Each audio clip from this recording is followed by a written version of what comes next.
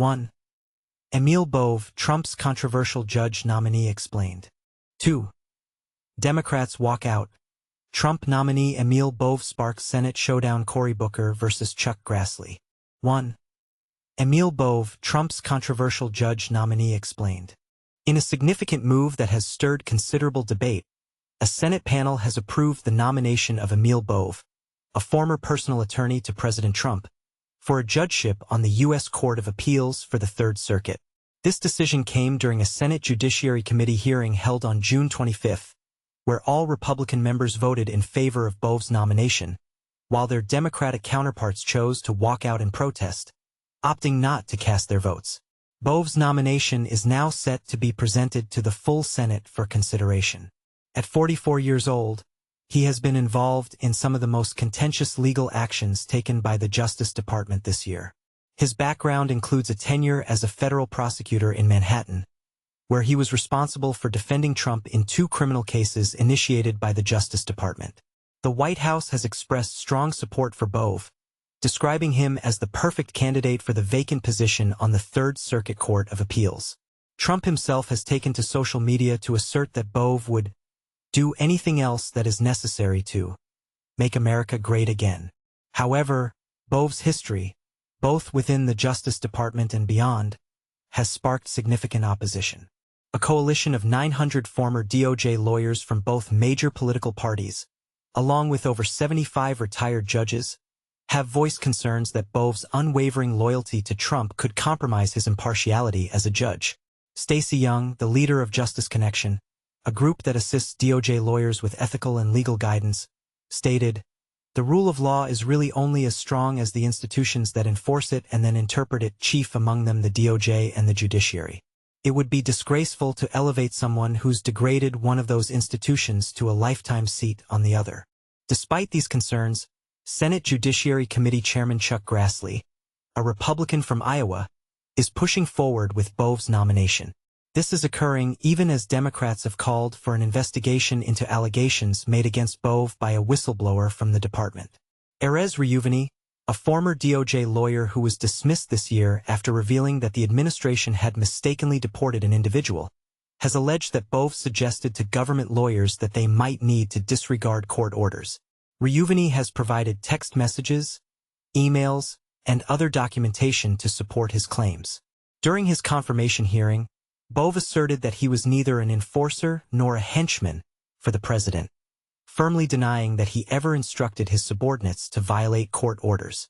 However, he did not recall a specific instance where he allegedly told DOJ lawyers that they might need to tell judges F*******U if the courts attempted to obstruct the White House's plans for expedited deportations of migrants, as claimed in the whistleblower's complaint. This has raised alarms for former federal prosecutor David Laufman, who criticized Bove for what he described as a wrecking ball approach to the Justice Department, citing his dismissal of career prosecutors and FBI agents involved in investigations related to Trump and the January 6 Capitol riot.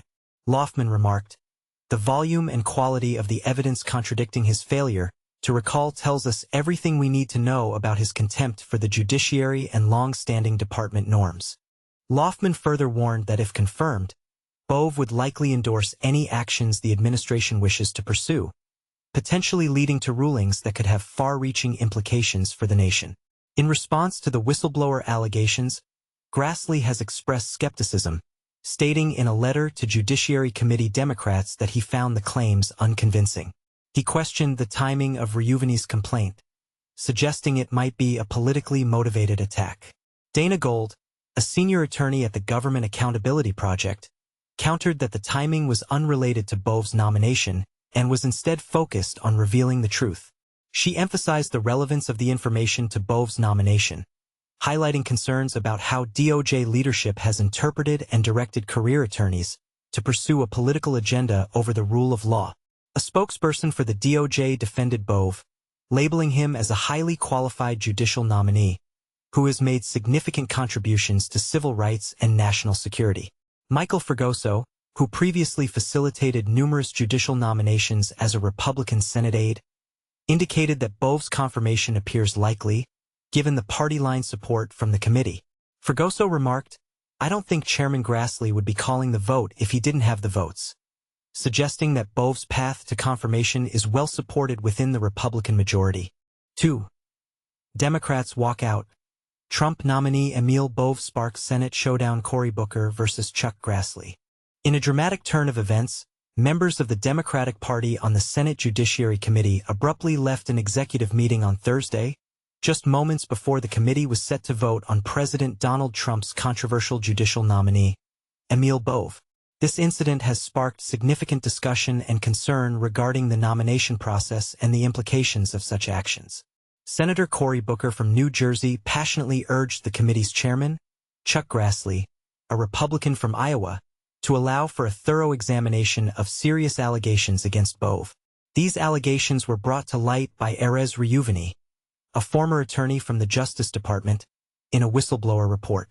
Booker referenced Rule 4 of the committee's regulations in his plea for more time to debate the nomination, but Grassley dismissed this request and proceeded to call for a vote, leading to the Democrats' swift exit from the hearing room.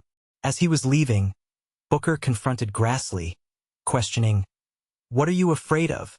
His frustration was palpable as he emphasized the importance of discussing the nomination and recording the proceedings, exclaiming, "Dear God, that's what we are here for."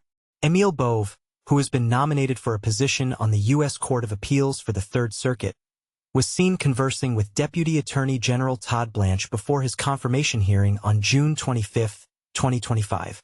The nomination has faced immediate backlash from various lawmakers, as well as former judges and prosecutors, who have expressed their opposition to Bove's appointment.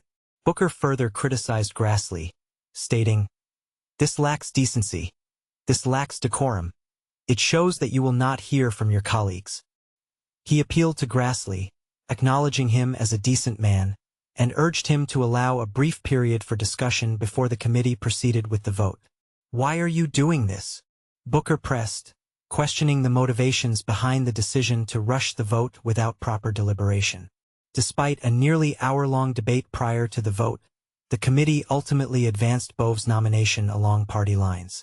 Other Democrats, including Senator Sheldon Whitehouse from Rhode Island, voiced their strong objections, accusing their Republican counterparts of lacking transparency and ignoring the serious allegations presented by Reuveni. They highlighted the significant number of former federal and state judges, along with hundreds of former federal prosecutors, who have urged the committee to reject Bove's nomination for a lifetime position on the federal bench. Whitehouse even quoted Shakespeare, saying, "There's something rotten in Denmark," to express his discontent with the decision to move forward with the confirmation vote. As the heated exchange with Grassley concluded, Booker stated, "This is wrong, sir, and I join with my colleagues in leaving," before exiting the committee room. Earlier this year, Trump nominated Emil Bove, a senior official in the Justice Department and his former defense attorney, to the U.S. Court of Appeals for the Third Circuit. This nomination has ignited fierce opposition from various lawmakers and legal professionals, particularly as Trump administration officials have criticized what they term activist judges who they believe are obstructing the president's agenda, particularly regarding immigration and border security policies. Bove's journey toward confirmation in the full Senate is fraught with challenges, especially in light of the allegations raised in the whistleblower report. After the committee meeting, Senator Richard Blumenthal from Connecticut condemned the Republicans' decision to proceed with the vote without addressing the whistleblower's claims, labeling it a blatant violation of the rules of committee. He remarked, "I haven't seen anything like it in 15 years in the U.S. Senate," emphasizing the importance of adhering to procedural rules when considering nominees for lifetime appointments. Grassley, however, defended the committee's actions, asserting that such moves are not unprecedented. He pointed out that similar actions were taken by the Democratic majority during a November 2023 markup hearing, where they advanced two of President Biden's judicial nominees despite objections and calls for further debate. Grassley stated, "What we did is not unprecedented, either the actions of the minority walking away or what we did here as a majority. We have to move things along." This unfolding situation raises critical questions about the nomination process and the balance of power within the Senate. What are your thoughts on the actions taken by both parties? Do you believe that the committee should have allowed more time for debate? or do you think the expedited vote was justified? Share your opinions in the comments below.